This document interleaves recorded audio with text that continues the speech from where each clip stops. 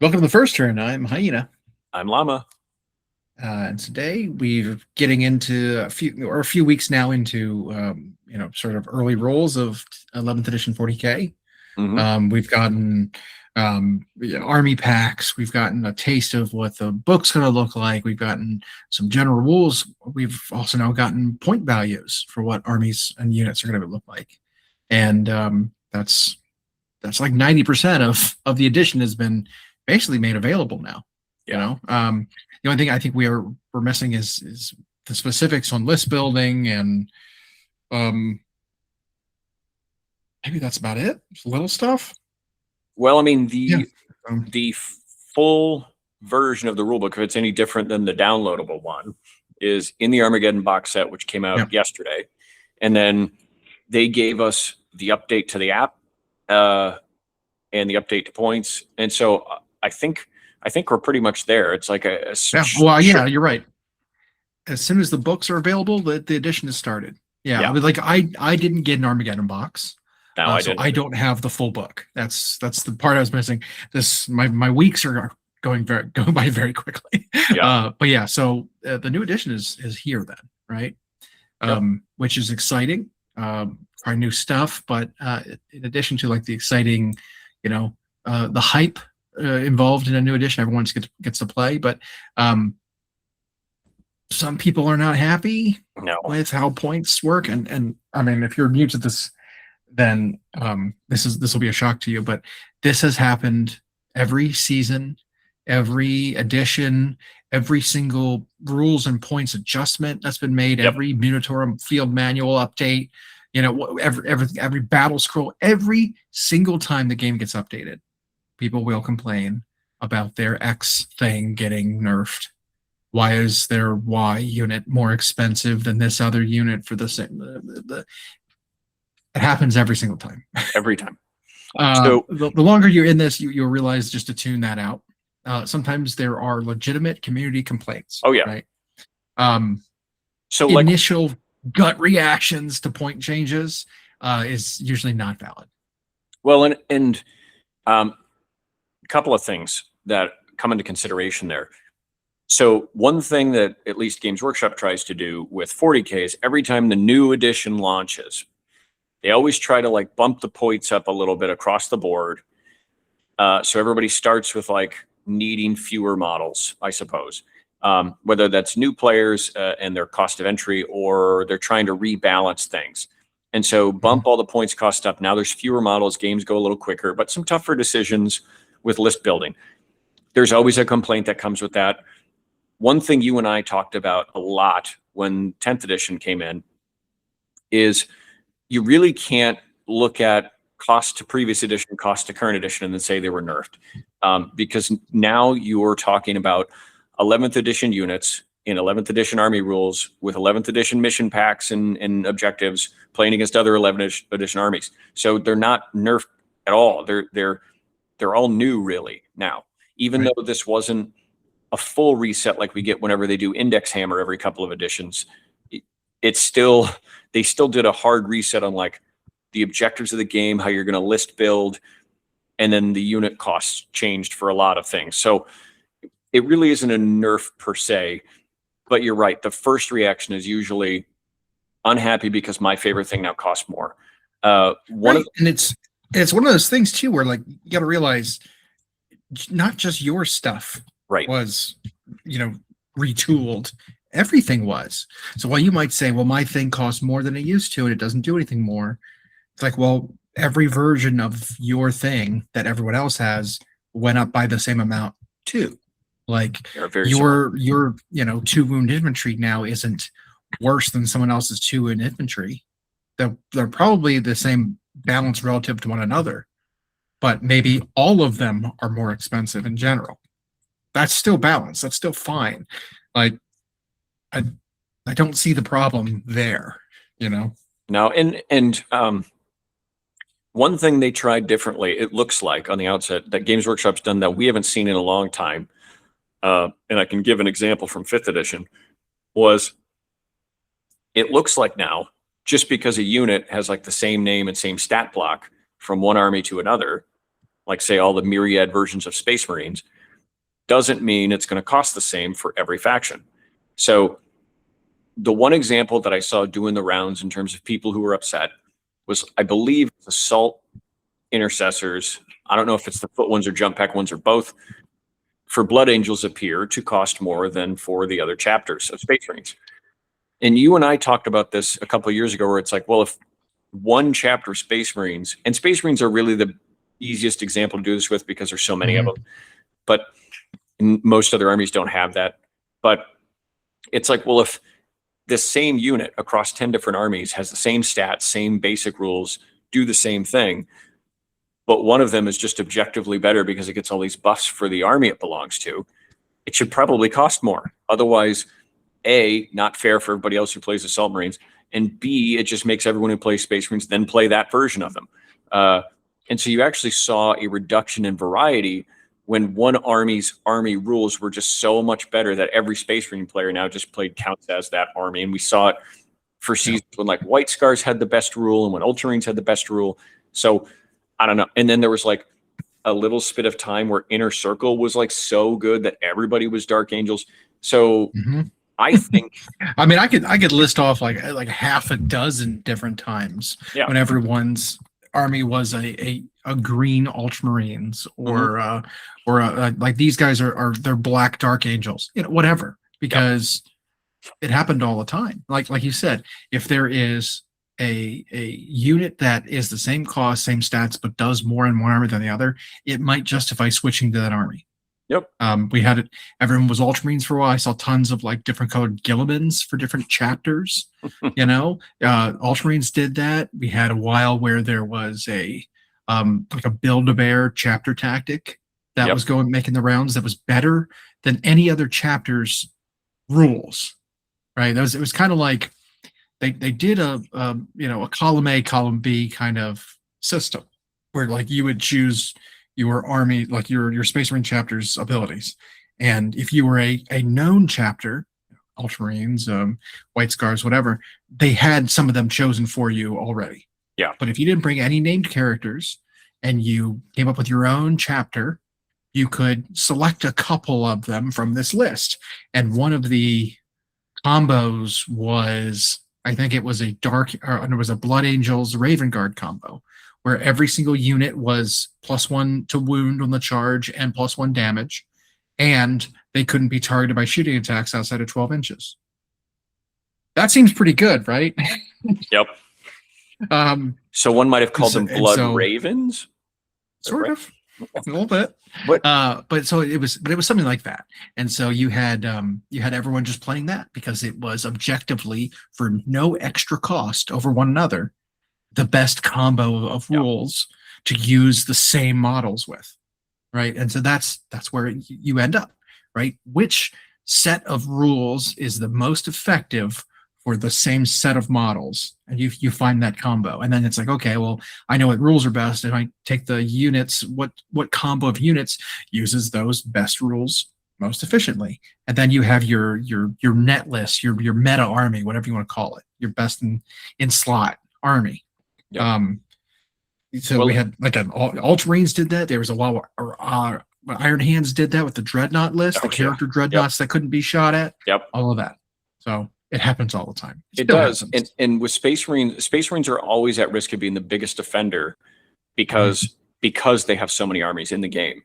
And I'm not saying they need to cut down the number, whatever. Space Marines are always going to be a thing. But when you take one faction and you give them 12 of the 24 playable factions in the game or whatever, it's like there's a chance that that's going to happen. And I think this might be, I could be wrong, they may rescind the whole thing if the fans are that upset, but this might be GW's attempt to like force variety a little bit, where it's like, okay, if you want to be Assault Marines, you can. The best ones are going to cost you more though, and only be available one chapter. So now you have to decide, is it worth going counts as Blood Angels? But then I don't get to fit in these other things because now my Assault Marines cost more. If I want to be all Dreadnoughts, maybe I'll do Iron Hands. Is it worth it? Because now they're going to cost more. Whatever that looks like throughout this edition, I say it's a bold move, but I think it's a good one. It's a good way to do internal balance with units. in a way maybe we haven't seen before. You and I never believe that points are the end all be all solution. I think sometimes rules just have to be tweaked. Yeah, 100%. I mean, at some point, you have a unit that is just not good enough, no matter how many points you cost them, they're not worth bringing. Like that, that also happens. Like in Age of Sigmar, there was like a Skaven character that they've dropped like 4 times in points and no one played him still or something. Yeah, But like, I think he went back up. It's one of the Skaven like assassin characters, just didn't do anything. But I think it is funny though, because I mean, we've kind of said that before, where like points don't win everything, and just lowering points doesn't change stuff. They don't, because there's like, I think 2 factors that go into points is not the ultimate solution. One, it means that if like, so say every army can bring 3 units for free because they cost 0 points. Right. Well, you have to buy those models, and not everyone wants to do that. Right. That is a legitimate, that is a real complaint, where it's like, well, you made these models free, now everyone has to go out and buy 3 copies of this unit. Like that's your tax for playing. People were saying that for Age of Sigmar when they introduced endless spells and faction terrain. They said, oh, great, so now I have a new tax to play. I have to buy my faction's terrain because it costs 0 points. There's no decision making. I have to bring it, which means I have to buy this model. And it's like, it's an interesting way of looking at it, but it's also inaccurate, because there is a negative to bringing a thing for the sake of bringing it. There was a time when Carnifexes were so bad. Was it Carnifexes or one of the Tyranid monsters we were talking about? It is like, even if they were free, I still wouldn't bring it, because it blocks out your ability to move because it gets in other things' way. You have to buy the models and you have to paint them. That's that amount of time. There are objectives that require you to kill the enemy's units. And if this unit is free and it's just out there, and like, maybe the psychology is, well, I don't care about it, it was a free unit, but it still gives the opponents victory points when they kill it. Right. It's like, well, you were better off just not having those units then. If they play bring it down, kill large models, and you've got 3 extra large models in your army that may have been free, you are giving your opponent the chance to win the game off victory points, free models. And so it's like, there is still a decision-making thing that needs to be made for free things, but we wish the things that were so bad that they were free should just have better rules. I'd prefer that. Yeah. I'd prefer it to have a cost and actually do something, and not just throw my game away. So I would get that out of the way, that there is a reason not to price things at 0. There really is. That's the moral of the story. That's the moral of the story. But yeah, so I think, and again, I don't think we'll see as much of this, like, with Eldar or Tau or Tyranids or Orcs, or like Space Marines were always going to be kind of the culprit for this, because so many armies share the same units in Space Marines. And so, and really, I don't think it's just the fact that they share the units. Is that it's 5 different armies share the same units, right? If you're playing any chapter of Space Marine besides, Blood Angels, Dark Angels, Wolves, Death Watch, like those armies, you're still going to have the same point values, right? Yeah. Like taking a detachment that makes your army Iron Hands isn't going to make your dreadnoughts cost more than if you played an army that had salamanders, right? It's all from the same book. You're still Space Marines. It's all list building stuff at that point. The problem with the Blood Angels and the Dark Angels is they have their own set of army rules. They have their own set of special characters. They have their own detachments. Unique They've got units. all their war gear. They've got all this stuff. And so it's like, it's a similar looking army, but it is not the same army at that point. And so because it's not the same army, it needs to have different rules and different point values. It's not just saying, well, my version of Space Marines is worse. Glad I chose this chapter. It's like, no, motherfucker, you chose a different army. Yep. You're not the same army. Therefore, you have different lists. Well, and I never liked different lists of costs. I never liked when they did a version of the Space Marine Codex in relatively recent years, where it had Blood Angels, Dark Angels, Space Wolves in it, and it was like, well, they've all got their own supplement. Like why do you have rules for them in the core Codex? Don't. They're divergent. Anyway, like the one time I can think of where they actually did this, where similar units in a different army cost different, was in 5th edition Space Wolves. So they were dominant before the Grey Knights became a thing. Those who won't remember this, so tactical Marines existed in every army. And then same as before, the different divergent chapters had special rules. Space Wolves Tactical Marines, which were called Grey Hunters, were the only ones that had a bolter, bolt pistol, and chainsword, and had true grit so they could wield them all without an issue. They had countercharge, so they still got the +1 attack when you charge them. And they cost 1 point less per model.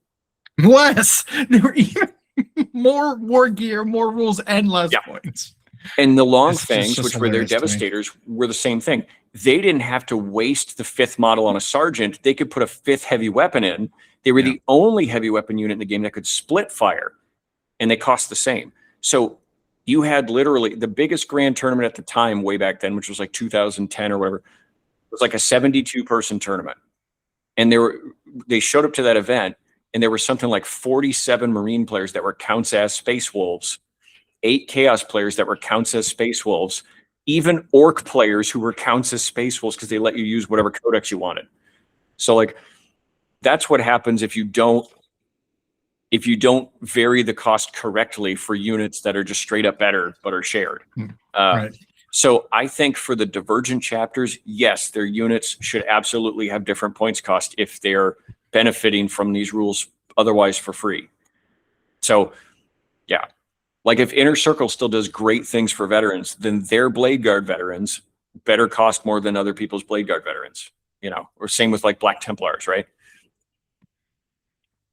Yeah, and I don't see that as being a controversial claim, right? Like I don't see how anyone could argue against that. But like besides silly arguments like precedent, right? Like, well, you know, it's always been that way.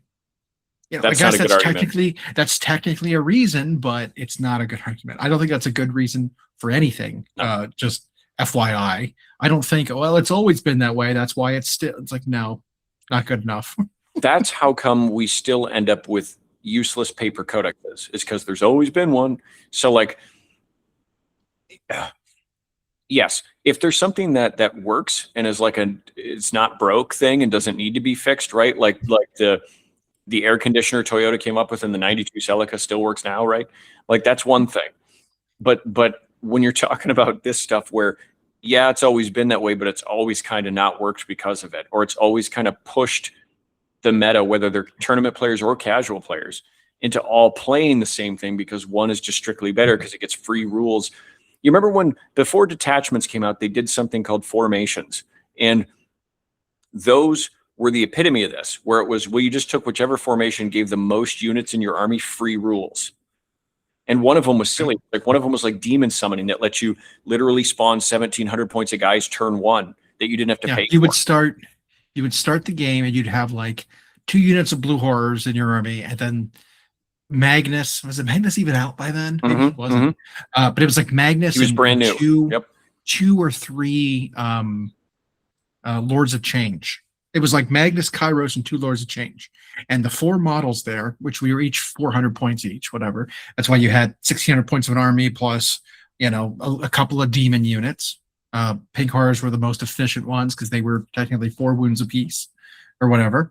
But then those 4 guys in their psychic phase, which was a whole other phase of the game where you could spend your time doing spells, you would summon more demons. And there was no limit to how many demons you could bring to the battlefield, because in that edition, summoning was free. There was just limited numbers of units that could do it and different armies that could do it. So it wasn't like well regulated. And so demons could absolutely take advantage of that. But the way the rules were is whenever you summoned a demon, if it was a psyker, it could also then, once summoned, cast its spells.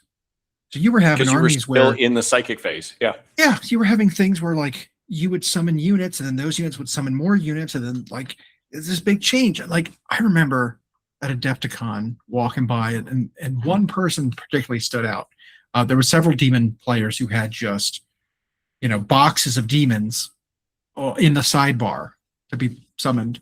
But one guy literally had like, it was like a chest. It was like a treasure chest that was open. and none of the demons models that were in there were sorted. They weren't in trays. They weren't even standing up. He just had like a treasure pile in a treasure chest full of painted demon models because he knew he was going to need thousands of points of demons to play his game. Yep. And it was like, this is a problem. I mean, there were other problems that edition with giving free stuff out and letting allies take formations and stuff like that. You didn't need a force org chart, which was your kind of your structure for building an army back then. It was like, hey, if you bring up a formation, you could just bring models in that formation as its own force org. And so you could bring these weird armies that didn't make sense, like 3 Riptides, Riptide Wing. You bring that in any army. It was insane. Yeah. So it was like 1,200 points of another army and then 3 Riptides from Tau. Why? Most egregiously, there were, I think, 2 detachments that gave a bunch of free models. It was the first company battalion, I think it was, for Space Marines. Whereas if you brought this very specific like list of models, and I don't think there was any wiggle room there, where it was like a first company, so it was like tons of tactical Marines and all these like specific units. Each unit got a free transport. Yep. And it's like, wait a minute, it's got 17 units in it or something crazy like that. Where it's like, I get to bring 9 free rhinos, which don't do nothing, right? Like dedicated transports are a big, it's a box with wounds on it, but they also had some guns. They could go and block objectives. They could get in the way of your opponent's movement. I would say they could affect line of sight. They could affect. They don't do nothing, right? Even though they didn't do much, but it was like 9 free rhinos plus like 3 free drop pods for 3 of the units, and then like it was insane how much for it was. If you added it up, it was like 800 or 900 free points. Of Marines that you could bring. So you'd have to worry about any of them, and then you could deck out your units because all upgrades were free. Meant that I think that's where it came from. All upgrades and dedicated transports were free. So you would give every unit every single special weapon they could wield. Every single upgrade available to them, you'd equip them all for 0 points. And so it was 800-900 points of free like ward gear and transports. And it's like, tell me how that's fair. You get 2,000 points, I'll bring 2,900 points. And then let's play a game. Silly. Yeah, and I remember of all people, tournament players among tournament players, like when Reese, the head of Frontline Gaming, used to do his podcast, and they were talking about that when that finally changed, when 8th edition rolled in, and Demon players were just furious that they couldn't do it anymore because summoning had changed forever. And Age of Sigmar, we saw that too. And he was like, you're not mad that they nerfed your army. You're mad that you don't get to start turn 1 and double your opponent's army size and points for free. Right. That's why you're mad. Because that was such an easy button for, it's like, oh, I'll just take a detachment that gives me free models. There was like a wolf one that used to do that where you get like basically unlimited Fenrisian wolves. It just, and then we saw that in early editions of Age of Sigmar where it was like, oh, this undead army can just immediately summon 200 zombies and 100 skeletons and whatever, like to start. And free models is like never really a good. No. Point being, that was an example of when someone gets something for free, everyone just plays that thing. And so while it's to a much lesser extent now, we were still seeing it. Everyone would still play whichever Space Marine chapter got the best rules on the same units that were kind of shared. And so I think this is an okay precedent. It's not massive. It seems like it's a little bit of points difference depending on the chapter. And we'll see what that looks like when codexes are coming out. But I think for this first 60 days or whatever it's going to be before we get the Orcs and Space Marine books, I think this is fine. I think it's fair because you're still using your rules from your codex that survived the edition change. As far as that goes, with your main armies, which are Tau, and then your second one's Tau, and then your third one's like maybe Raven Guard. Did you notice major changes to on the Tau side? No, I mean that army's always going to play similar to how it is. Like there weren't as many changes there as other armies. I mean, some points shifts, of course, but like the detachment system, I mean, it feels like how it should. Where like if you want to focus in the auxiliary units, you get some buffs to them. If you want to focus on battle suits, you get some buffs to them. It all kind of, it felt right. Now with Tau, the nice part is I don't have all these extra other factions, right? So I don't have to worry about, like I only have to worry about which detachment I'm bringing to focus on which units. So like pretty much every Xenos army except maybe Eldar, there might be some more like restrictive attachments for Eldar. Like if you wanted to bring Eldrad, right? Like an Oathway army, maybe there's some restrictions that he would have. So like if you bring Eldrad, you're not allowed to bring, some other named character or anything from that sub faction because they've got a craft world associated with them already. Maybe something like that. But for Tau, it was easy. Like it was an easy transition. Very, very low like effort. I found that with the Tyranids so far as well. It was, now Tyranids are in a unique spot. I guess you kind of had this too with the twin suits that came out. But like Tyranids got some randomly late new models. The Prime with Lash Whip and then the Red Terror. And so those rules have already been ported into the new stuff.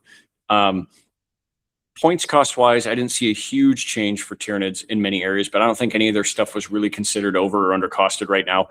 I actually think the new detachments help them the most. Now, while some people argue, why don't they just make the data sheets better?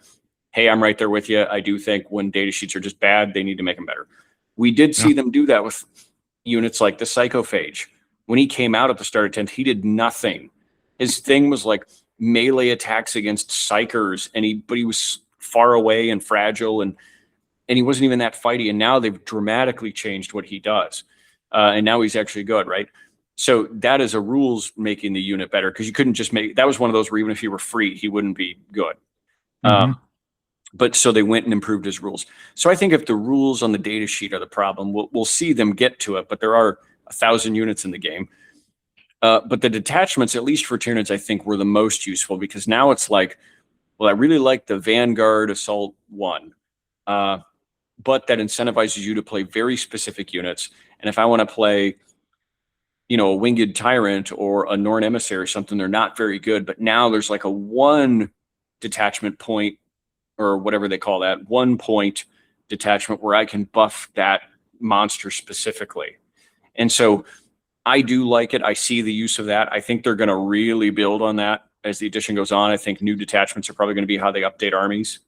But yeah, I hope so. Because like my only thing now is, remember we were talking about with like 10th edition when they came up with a bunch of universal special rules. Maybe 10th edition 40K isn't a good example. Age of Sigmar, always a better example. Edition, right? So as an example, I'm going to give here, they had weapon special rules similar to what they have in 40K, but they weren't scalable at all, right? So they used to have, they'd have new ones like, well, anti this. Well, what does that mean? It means, it would say like anti-hero 1. But there was never an anti-hero 2 or 3 or 4. It was always just once. It was like, what was the point of that? What was the point of doing that if you're not going to scale it? What the anti-thing was saying is, if you're fighting this specific thing, you have a better, more AP, you have more red, you ignore more of their armor save. But it was like, well, you didn't change that, right? Like sustained hits in 40K now, it has a number. So if you have sustained hits 10, which doesn't exist, but if you did, sustained hits 10 would say if you roll a critical hit, you get 10 hits extra, right? So in AOS, it was always like they had I forget what the special rule was called now, but it wasn't scalable. It was always just 1 extra. It wasn't like you could put a number. It wasn't that X and you can put some other number there to balance things out, right? It was kind of silly to even specify that, like, oh, well, there's this number on here that says this, because there was nothing different.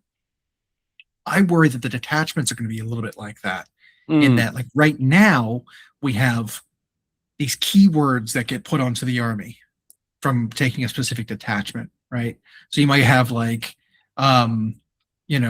behemoth keyword, right? So, if you've got I did this detachment, all the monsters gain the behemoth keyword, and so you can't bring another detachment that also gives the behemoth keyword. That word is exclusive, right? To this, you have to choose. You bring this one detachment that gives them that keyword, or you use this one. It's one or the other, but there's lots of other things to choose from that don't duplicate that keyword.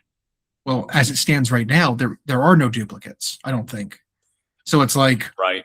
what's the point of specifying that? So my Space Marine Scout detachment has Vanguard as a keyword. Well, there's no other Vanguard detachments. There's only this one. So what does it matter if you're giving them some special keyword that makes you can't take a different Vanguard detachment because it doesn't exist? Yep. You know what I mean? And so I'm hoping they don't waste that, because that seems like they're future proofing it, to say like, well, we're going to have, if you want to play a Scout army for Space Marines or a Scout and Phobos army, we're going to have 3 different detachments you could bring that all benefit them in some way, but you can only bring one.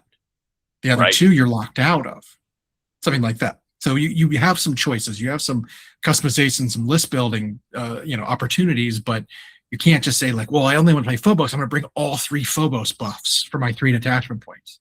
It's like, no, you got to choose one. You have a branching path that going this way locks you out of going this way. You got to choose. Well, I'm hoping we see that. Because I do hate to see that kind of like potential just squandered, not realized. Yeah, and it looks like on the onset anyway that some of the keywords are being expanded upon to either have not only a scale of numbers, but even a scale of effects, and so that you're right. I would like to see more of that. Also in AOS, which I'm sure they would if it's a good idea and it sticks. So I don't know, mostly excited always for a new edition, I suppose, so long as the whole world isn't turned upside down. And yeah, so it's got me mildly excited, I guess, for 40K. A lot of stores, and I think there was even a Warhammer Open this weekend that was like this last hurrah of 10th edition sort of deal. So that was kind of neat to see people have fun with what's left and get it out of the way. But we'll see what 11th looks like soon. No surprise, I guarantee when they do their like global survey or campaign or whatever, orcs will win and get their codex first, or revealed first, or whatever. So that wouldn't surprise me at all. But we got another announcement this weekend, which was the last weekend. They showed the pre-order for the General's Handbook, and now this weekend is the pre-order. Yep. So excited about that. I'm not excited that it is a maybe a more expansive document, and I think maybe it's going to have some sort of narrative element to it instead of separating those out. It's going to be a $60 book. Yeah. Previous General Handbook has been in the $35 to $40 range. Yep. Because it usually gives us, here's the season of whatever we're in, plus the rules for the missions, the rules for the objectives and things like that. It was mostly for a matched play. General's Handbook was basically a matched play document. Yep.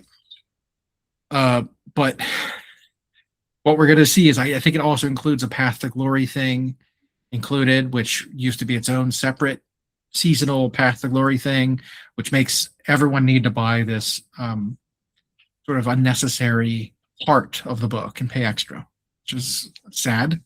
They keep going back and forth on that. It's like one edition for either 40K or AOS. They'll be, or one season. They'll be like, no, we're going to separate narrative and matched into these 2 different things. You can buy them separately. And then the next time it's like, nope, we're going to make all these rules work for both. And then these pages will differentiate. I don't know. Okay. I'm not a fan of paying $60 for the General's Handbook, but I know. But that is coming, and there are some cool stuff in it. We talked about last week that they did confirm that there will be some Scourge of Akshi stuff in there, and it's actually what it's going to be called, the Scourge of Akshi instead of Scourge of Gyron, which we had before. We saw that in the Heed Knights of Slanesh point values list. Yeah, there was a Scourge of Akshi unit listed as a different point value. So that will be what they'll have. So they will have the alternate versions of some of the units to be able to like vary things up for the season, which is exciting. We figured out how the rage mechanic works now. Yeah. They're going to be doing that through places of power.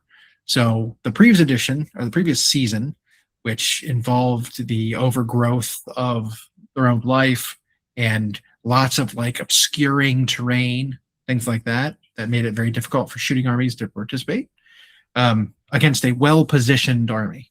Call it that. That's going to be going away, but there will be new things replacing it. And this rage mechanic that allows some pretty interesting things to happen at a risk, but there's also some twists and other variables involved in the missions that will kind of make it interesting. I saw one of them, which I think was for match play. That was a kind of a mission parameter that made it so that no man's land in the middle, there was a dust storm. And so if you were shooting through the middle of the neutral territory from your deployment zone to the enemy's deployment zone, your territory to the enemy's territory, you couldn't see through that. It literally blocked off the middle of the board. And so unless they were a certain distance away, or I don't know. I remember it was a stipulation, but that's better to me than being well, I can plan around making all of my terrain pieces in my deployment zone, make it so that you can't target me with shooting attacks, and I'll just completely nullify your shooting army. That doesn't feel good. No. But there will be things involved in this season that do make the game more interesting. Hopefully not in a frustrating way. Yeah. Because that's the point is not to feel bad, if not to be lopsided, not to be frustrating. And that takes kind of a fine. You're always gonna have frustrating games, right? It's a dice game. Sometimes the dice is not in your favor. Yep. I don't think people who lose regularly, so this is from personal experience, I don't know your story, but almost no one, I will say virtually zero people who lose regularly are losing because their dice are so slanted against them out of their favor that there's nothing that they can do to have affected the game. Sometimes the game goes that way. Oh, right? Yeah. So some games that have lower, fewer number of dice rolls in it, if you just get a handful of bad ones in a row, your game's over. There's nothing you can do, no matter what choices you make in the game. I was going to say, it's rarely ever the case of, all game long my opponent's dice were hot and all game long my dice were bad. It's usually there was a sequence where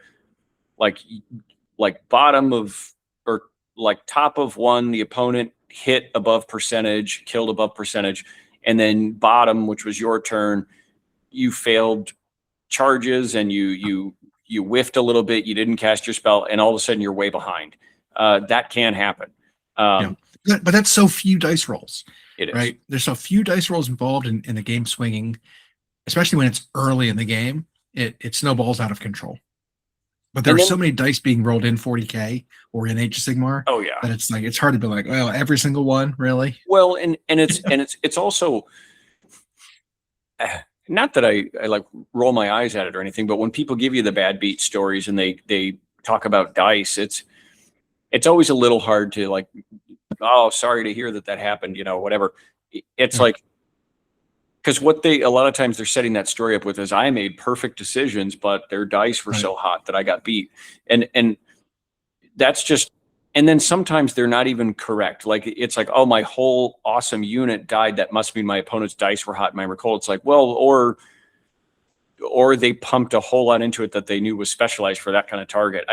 It's just not always, you probably heard people say it's I just wish I could roll averages. And then you sit there and do the math. It's well, you did. You did actually. You needed to roll above average for this. You rolled 20 attacks and 11 of them should hit on average, and you got 14. What are you talking about?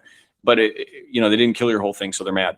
I don't know. And again, that's not to say the bad dice don't happen, because they do.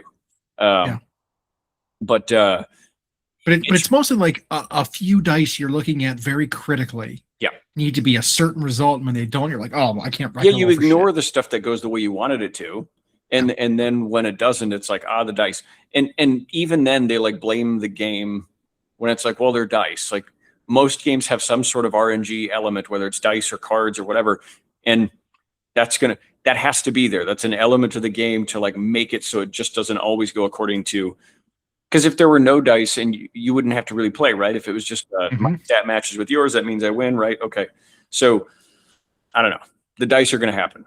That's why there's a lot of them. That's why there's rerolls. That's why there's modifiers to try and mitigate that whole process. But I don't know. I'm super excited for what the General's Handbook brings, because while I don't know everything that's in it yet, you might have seen more. I've seen a lot of people say it's going to be big, like significant changes for this last year of this edition of the game.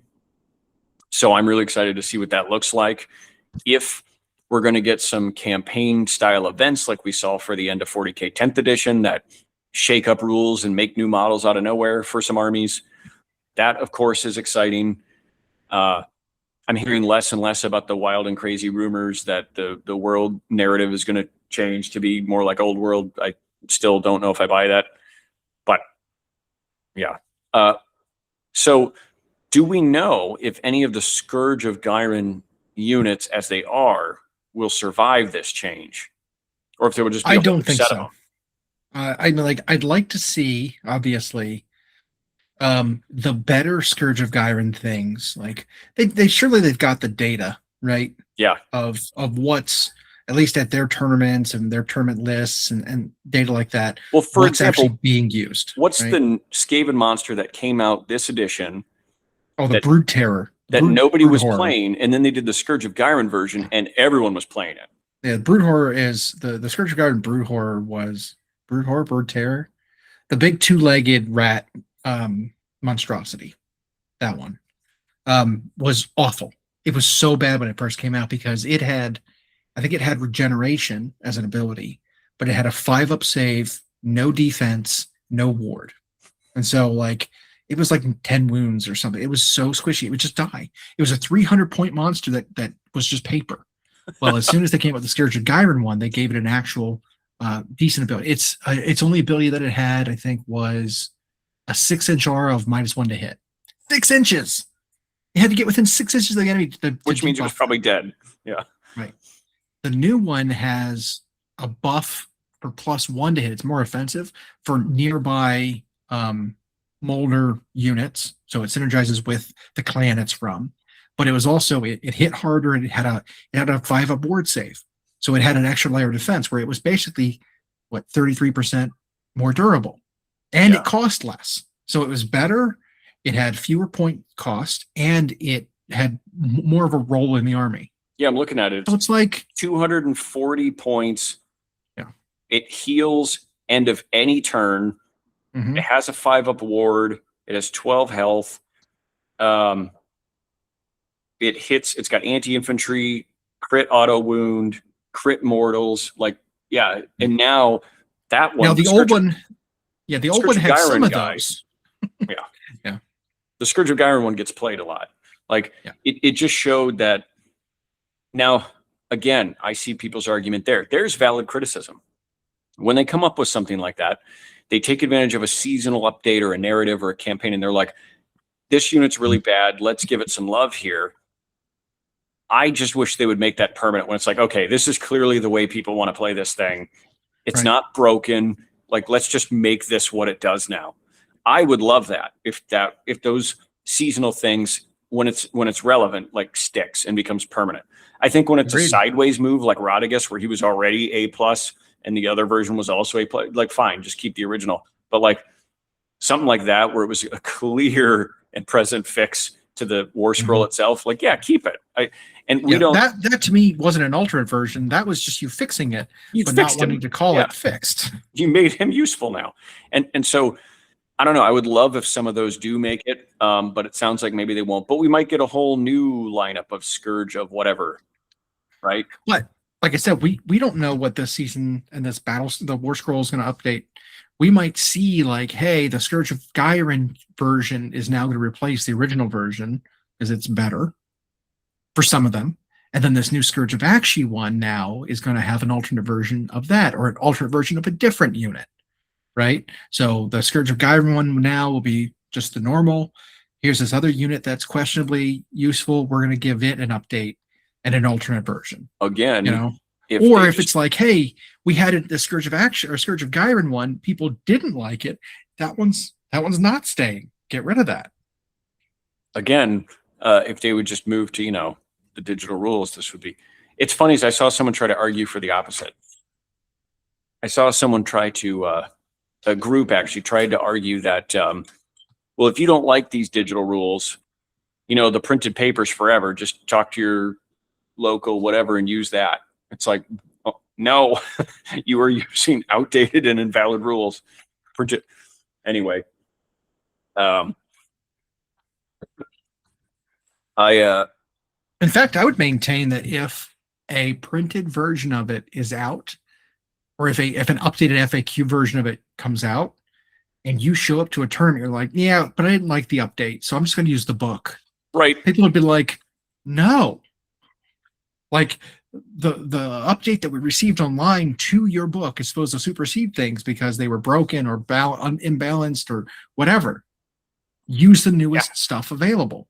Like if you're in a gaming group and you want to go play 7th edition, go do that. You're with your friends or just at a local store. Sure. Yeah. Make sure everyone's on that same page. Or if like the store is like, hey, we're going to run a 7th edition tournament for some reason, like, sure. That's called horse heresy, but yeah. Right. Yeah. But I know. But if you're showing up to like a community event where everyone is expected to use the most current rules and be up to date with everything, and you show up, we're like, yeah, but I didn't like that update. I'm gonna use my old points. Yep. It's like, no, you're not. That's called cheating. Like, hey, you're playing in a legal list. Like it's a social contract that we're all playing the most recent stuff, and no one's trying to one up each other by hoodwinking them, right? Like, you're not trying to pull a fast one on somebody and play something they're not expecting. Like, I wouldn't expect someone to play with old rules. And so, yeah, that would catch me off guard. Yeah. I don't know. We will forever gripe with the launch of 40K 11th and with AOS 5 when it gets here that we are not fans, by the way, of the printed book paywall to updates in the app. Still don't like it. We will beat that over the head over and over again until Games Workshop changes it.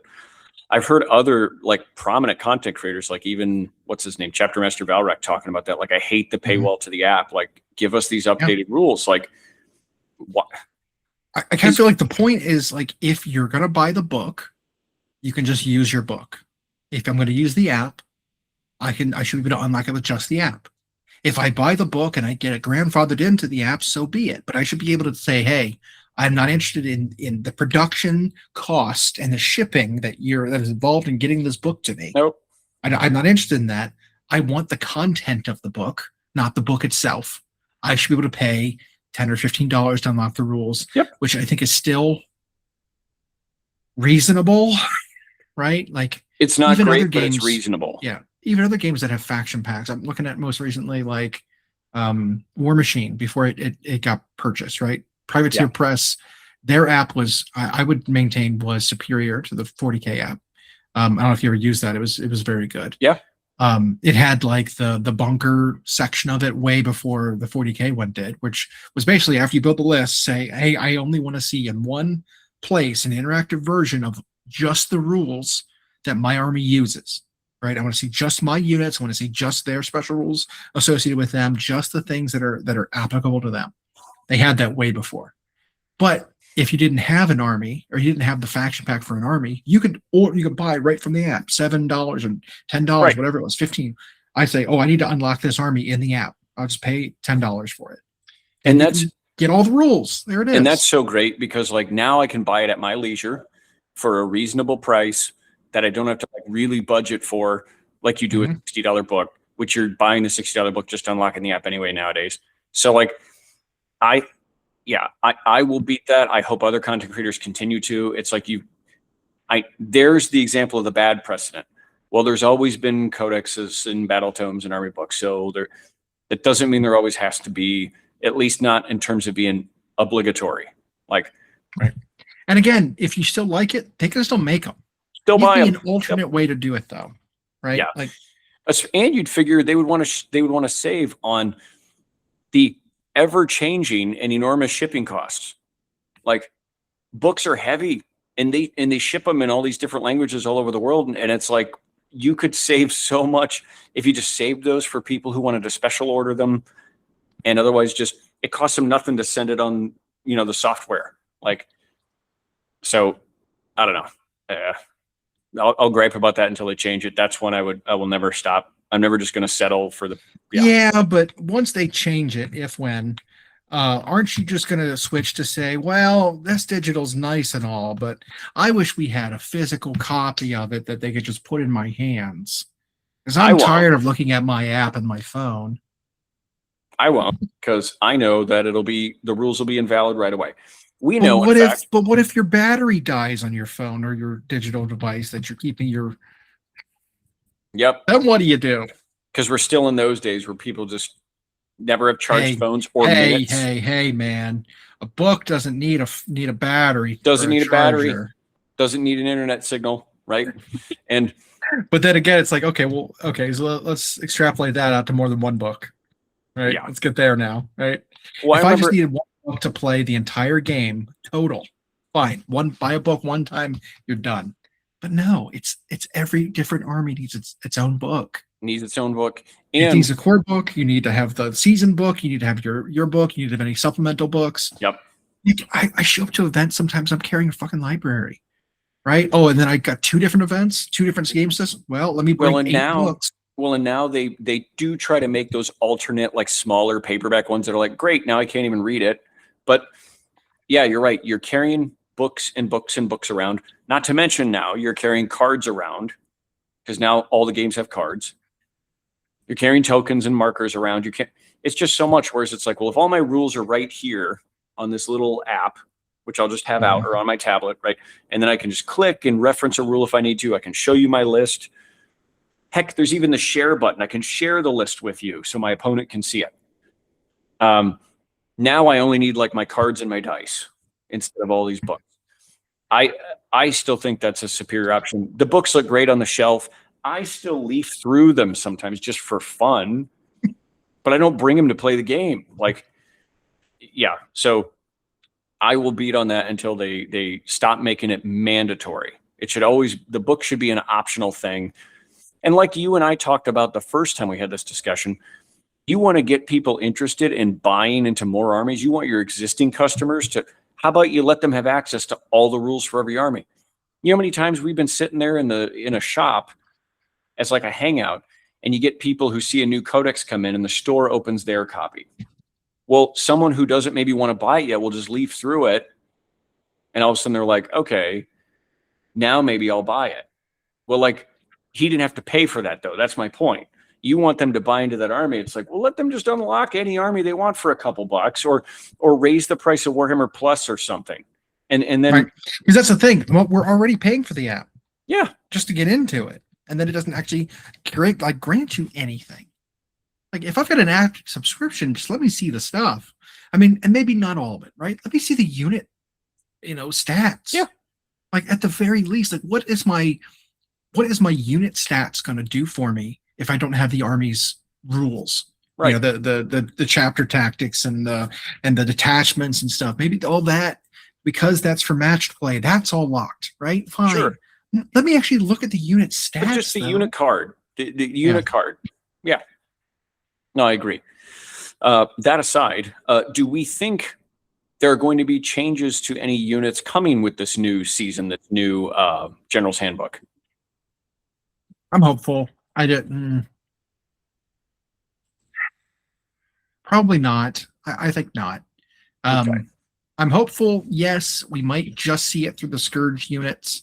I would like to see, like, it has happened before, right? Where we get a new Spearhead releases or even General's Handbook, kind of like what do they call it? Oh my gosh, a battle scroll. Battle scroll, yeah. And they'll say, "Hey, this army's not working, right? This army's win rates are low. Its rules don't interact well with this edition of the game like we wanted. We're going to change the wording here. We're going to give them a whole nother section of their rules, something." They did that with Hedonites a couple updates ago. They give them they completely rewrote how their ability worked. Yep.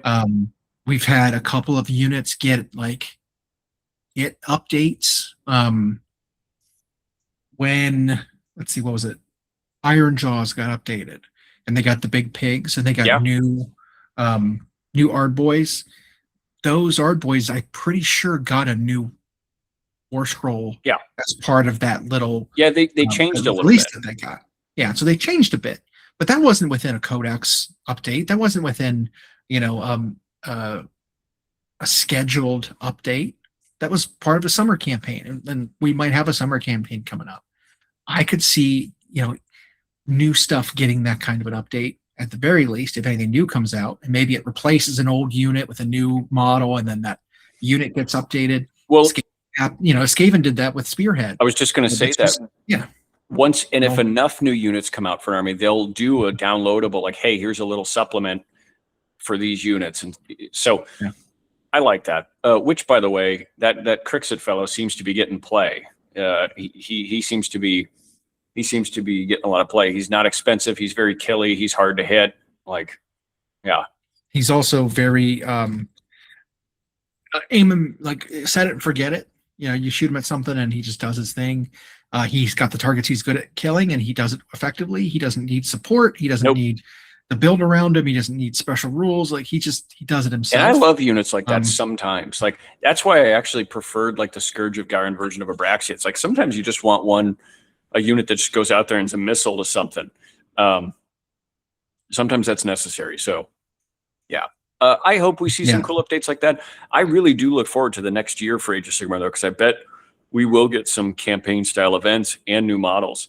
In fact, some of the rumors might not be like army updates as we traditionally think. It might be like supplemental updates until whenever, because there's only a handful of battle tomes left, right? We've got like Sons of Bahamut. We've got, again, so there was 4 to 5, depending on how you consider it. There was Ogres, Sons, Seraphim, and then Fire Slayers / Kozilid, whatever. Yeah. Dwarfsar. I think that was it. Just four armies, depending on how they combine things up or whatever. 4 of them.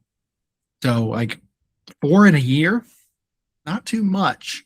You could totally, I could totally see them stretching those 4 out over the next 12 months, and then also using some of that as an opportunity to dial in some of the other armies and give them some attention. Well, and maybe even give an out of sequence update to one of the armies. If 40K is an indicator, I don't think we'll get as many campaigns as 40K had. They did like 4 of them in that year, but let's say we get 2 or 1 big one.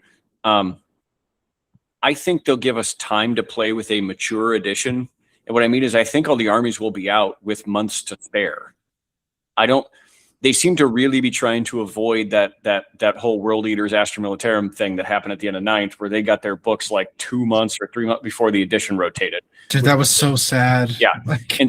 And so I think they're trying to avoid that. So I think these 4 armies really that are remaining might be done by, like, I don't know, January, maybe February. And so that way, by the time I want to say around, the most annoying thing about the World Eaters update was that World Eaters, that was the first time they had received their own book, right? And so Astra Militarum is one thing, right? Because they've always been around. They've been around for a long time. They've always been their own thing. World Eaters was always just a part of Chaos Space Marines. And so you'd be like, oh, all right, well, I can play a Khorne-themed Chaos Space Marine army. I can play Khorne or whatever, right? Berserkers, but it wasn't its own thing. They got a whole army update, all kinds of new models and stuff. And they're like, okay, here's your book. You got 3 months till the next edition. And you get Angron, by the way. Yeah. Yeah. Exalt 3 months Daybound, and the book's invalid. Things. Yeah, and the book was invalid. Oh, that's brutal. And even they, like, they've tongue in cheek made fun of themselves since about that. And so I just think they want to avoid that going forward. So, like, the 40K books, for example, were done quite a ways before the edition ended. I think they'll do the same. Like I said, it'll be probably January, February, no more new books. That way at Adepticon, they can announce, like, the new edition. And then if I'm guessing, that's probably the way they'll do it. But I do think we'll see some other stuff. I keep hearing mixed rumors about Seraphim, mixed rumors about Sons of Bahamut, but whatever's coming, I'm just excited. Now that the 40K 11th, like, thing is here, like now Armageddon's here, these 2 months before we start getting codexes, I think there's a chance to make the General's Handbook a bit of a star. And so for these 2 weeks, I expect we're going to see day by day, they're going to show us stuff. I hope so. I really do. Because Heat Knights are also coming brand new. So they are up for pre-order this weekend. Yeah. I think is what it was. So they've got 2 weeks until they're released. And I've already seen sort of some of their stuff, and it is very different. Yeah. So I mean, and that's again a theme from what we're seeing with some of these later released stuff is it's a pretty huge change from the index, which you hope so, right? Like, yeah, it would suck if it was like your army got released and it was just the same thing as the index you already had. I this think far out. The game in general, that being Age of Sigmar, is becoming like a little more complicated. And I don't mean that in a negative way. I mean, we obviously remember what it was when it started. And they always wanted it to feel like simple or a testing ground for 40K rules. But it's like, well, now that it's its own behemoth, it's like they're experimenting with things like to make the game its own, which sometimes does lead to rules that they pull into other games. But it's like, we're seeing with these battle tomes, these most recent ones, like these look so different in terms of how that army's really ever felt. And so I don't know. It's all exciting. Heat Knights is not an army I've ever played, but this looks exciting. New General's Handbook looks exciting. Circling back, I do have a Heat Knights army, and you do. Okay, yeah, of course I do. Yeah, of course. The only models I don't. Didn't that Underworld's Warband now become an actual unit? Yeah, so they're doing a lot of that too. Yeah, it's the thrice full something, and they're being released on their own now. Like, yeah. No, I've got a Heat Knight Spearhead, and then some units that kind of supplement a lot of the old demon units, the chariots, the riders, which some of them are going to Legends, by the way. Some more of that because we had the old like chariots and stuff for demons, which makes me think new demons are coming, by the way. I believe new demon infantry for all 4 are supposed to be coming. Well, like the Hellflayer units, right? The big chariot and the herald. Okay. Like they've cut a lot of the variants of that. They got rid of the mortal, which I don't know why they still had them, but they had the Hellstriders were still like in the last index. Yeah, but then they got the new ones that had the Slick Blade Sleekers, the Slick Blade Seekers, which were the melee versions of the new ones, and they were basically upgraded versions of the Hellstriders, whatever they're called. And so it was weird to me how they were still in the old index. Why weren't they cut when the new ones came out? That was a little weird because they can absolutely be they count as the new things, right? Like why these units were identical. Their stats were within a point of being identical, right? Their points were 10 points difference from one another. Like it was weird. So like that's going away. A few things are just getting cut, which fine. You know, they're old kits. No one wants to buy them anyway. Right. You know, and so I'm wondering if maybe the last thing to be changed would be to get rid of just the normal demonettes, give them a facelift, and then maybe we'll have some kind of other thing to replace the chariot kit. Or, you know, maybe they won't go that route because that was such a weird, fucking bizarre kit, right? Like, hey, here's a kit. It's just 72 stars that it just rolls on. Have fun painting it. Yeah. You know, like. Oh, and by the way, they can be assembled in these 5 different configurations. Yeah. You're not going to know which one's which, but there's 3 generic and 3 of those with characters on them. And each one of them uses a different subset of the parts available. They're all different widths. That's the only difference, really. Yeah, it's very weird. So you know, I can see that. I'm a little disappointed that they didn't expand a little bit on Slaanesh because it is basically cut down to just new models now. Yeah, but they have cut some stuff out, and they kind of need some. They need some roster reinforcements, we'll call it. Every army who's like specific to Age of Sigmar is a besides maybe the high elves need roster reinforcing because they're just compared to some of the other armies, their line is just so slim. Heat Knights is one of those. It's been a bit of an arduous process as a fan, because it's like they've been doing this balancing act of slowly trimming old stuff away and sending it back to old worlds or just forgetting it forever, and then introducing new stuff to define their new aesthetic or redefine. But we are at a spot where most stuff has now been trimmed out, and so a lot of rosters are kind of small. But on the exciting front, that does mean lots of room to now come up with new things instead of just replacing old kits. Sure. On not to circle back, but I'm going to. I heard a rumor about 40K 11th that among the first armies, so besides Orc and Space Marines, which are going to be first, the first 2 codexes are supposed to be Tau and Adeptus Custodes. Oh, poor Tal. So if precedent is what we're going to draw from here, sometimes the early codexes and battle tomes end up some of the mopiest. Even if they don't end up weak per se, they just end up some of the least interesting. With how the detachments work, I could see the update, like you're taking a lot of the oomph out of the book itself by having like these detachments that are granting rules to your army. Every army is going to have like base rules, right? I'm pretty sure. Like Oath of the Moment is a base Space Marine rule, right? For the greater good and like coordinated fire, all that kind of stuff is going to be base Tau rules, and those probably are not changing very much. But the balancing and like the weakness of an army will be determined by how good its detachments are. And how many units it has can take advantage of those detachment rules. Or even the objectives they can take now, because that's a part of your list construction, right? Right. Yeah. Like, I'm pretty sure. If your army can do those things really well, then the army will perform well. If it, I don't know. But at least wasn't there also something about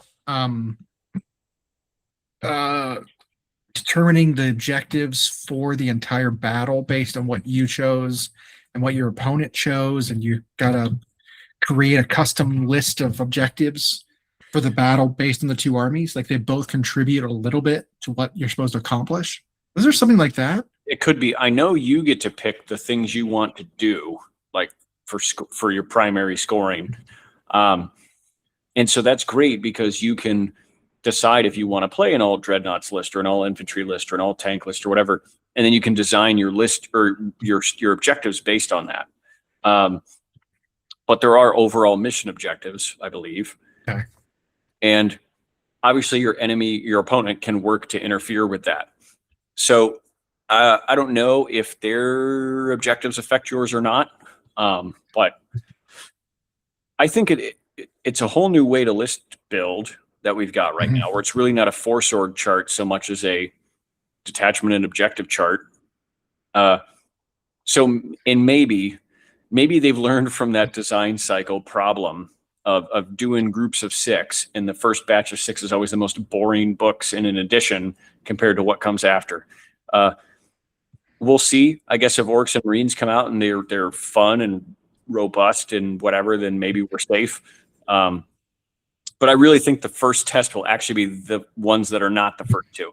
It'll be the Tau and Custodes books. I think what those look like will show us a lot of if that design philosophy's changed. Okay. I will say also that being some of the earlier armies, you're kind of at risk to get nothing because the launch armies got all the resources, and the first 2 are generally lighter. You don't get much. I would say I'd rather have my armies be the 5th one to come out. There's a good chance that 5th army you get a big load of models. Updated. But we had heard rumors that at least Tau was getting an update to battle suits. I'd heard that too. Yeah. And it would be nice if Custodes got some of their updates that they had in the form of like models that were Forge World staples for the army added as full plastic kits. Well, and that would be nice, So it's funny as well. Eddie is great at trolling the trolls. During one of the Q&A sessions they did, people asked, are these brand new Horus Heresy plastic Custodes models going to be usable in 40K for Custodes? Now, I think what the chat was asking was, will they get rules in 40K? He, of course, answered in the way that was as safe as possible and said, you can absolutely use these models in your Custodes army in 40K. He didn't say if they would get rules. Now, well, the catch is the ones that were actually the wardens and the custodians were aesthetically updated. Yep. Of the exact same models. So yes. yeah, if you're going to get new custodians, use the new models. Use the prettier new models. Yeah, they're just a newer version of it. They look better. It works just fine. So, however, the Virtus Praetor models, right, the bikers, or the jump pack guys, right, or the Telemon Dreadnought, things like that. That's what I'm wondering about. Are they going to get a bigger, heavier, weapon platform hover tank? Like that's what I want to know, is that kind of stuff. That's an army that I feel like they would do really well, because it really hasn't changed since the Horus Heresy. Custodes just had so few things that it was like they were just stuck on Earth. Yeah, you literally could just give both games the same models. You really could. I know, and I don't think anyone would complain about that. I know that GW is trying to really separate all the games. That's one army though, where it's like, I don't know if I'd ever care if they just let them do a full crossover. Like, whatever. They were Earth's army. They don't move. Does their technology really change much? I mean, I don't know. So I think you're right. That'd be a good way to do it. I know if I started Custodes, I would absolutely buy those ones as my like regular dudes. Like the Horus Heresy ones just look incredible. That said, we've heard for Tau, and I've got a couple more 40K rumors, and then we can take a slice. But like for Tau, it was they got that big Kroot overhaul last go round. Yep. They then gave us those twin suits late in 10th edition. Mm-hmm. And I guess which they only released not like a few months ago. Yep. We saw those like in Adepticon, right? And then for a bunch of armies, and then they finally just paid off. But the suit aesthetic is supposed to update, and people weren't clear on what that means. They don't know if the original battle suits are going to get updated.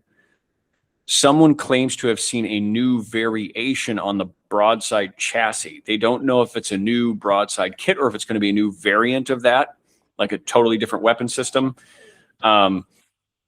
Sort of like the broadside becomes, your Rhino chassis or your Carnifex chassis or whatever, and it like just has a bunch of things it can do, and now here's another version.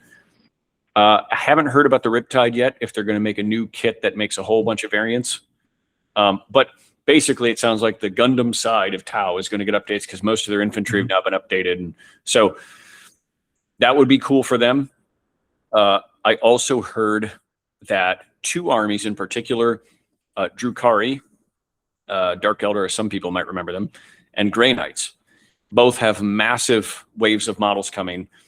And if those rumors are coming out, I would imagine they might end up early in the release schedule, if that's true, if they're already people have seen them. So the big one is that the Primaris scale up has happened across the Astartes.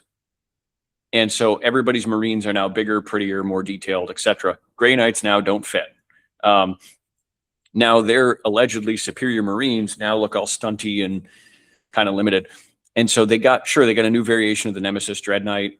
Okay, they've got a couple characters in the meantime, but so it sounds like at least one base infantry kit that makes a couple of different troop types is going to be updated. A Terminator kit that maybe makes the Paladins is going to be updated. And there's rumors, of course, you called it, by the way, of a plastic. Getting Drago. It's got to be. So, there's a reason they cut his model. There's a reason they didn't include him last time. He's getting an update. What better time to give him an update with new Paladins? And I bet it's going to be incredible. And the other, the thing for Drukhari that they talked about is there's a chance that some of those weird resin and metal HQ pieces that still exist might go away. Sure. But the original Kabalite Warriors kit, it sounds like is going to be fully updated because like Eldar Guardians got updated last time. But I don't know about that one. I don't know. They don't look bad, right? The Kabalite Warriors don't look bad. It sounds like what they're trying to eliminate is like the booby variations, I think. Like they want it to be more androgynous looking. That could be. Which that's insane to me, because Yep. Games Workshop has been going through a lot of effort to release their kits with mixed gender Mhm. units, with mixed gender models. Yep. If anything was going to be very separate, very sexual, It's I Drukari feel like it should be and the Slanesh. Drukari. Those are the two, right? Yeah, right. Yeah. Like, So that's crazy to me. So whatever it is, it might even be Kabalite Warriors. Maybe it's a new, because remember there used to be like an elite Kabalite Warrior rules wise, but they never had their own models.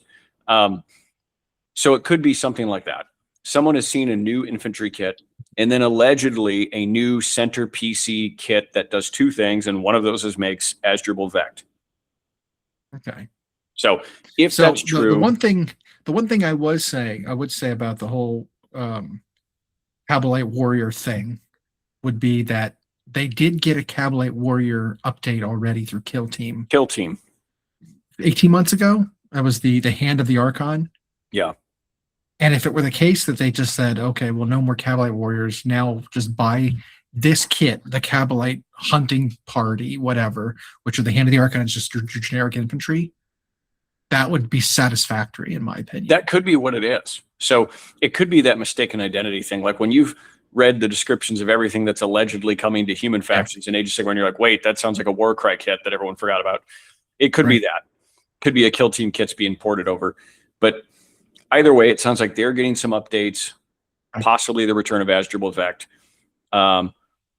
which would be interesting, by the way, to coincide a Drukari update with a returning Primarch like Jagatai Khan, who's allegedly been hunting Drukari in the webway. Like, I don't know.